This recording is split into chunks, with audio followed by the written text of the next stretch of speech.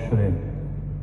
فضيلة الشيخ سعود بن إبراهيم الشليم حفظه الله تعالى. ولقد آتينا إبراهيم رشده من قبل وكنا به عالمين.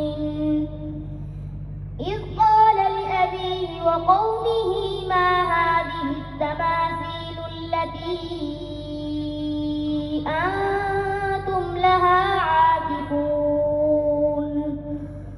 قالوا وجدنا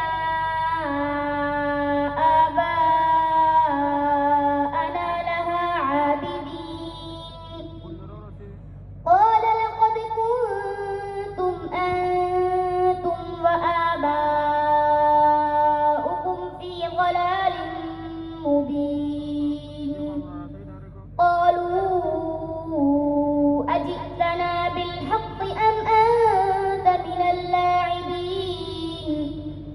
قال بل ربكم رب السماوات والأرض الذي فطرهن وأنا على ذلكم من الشاهدين.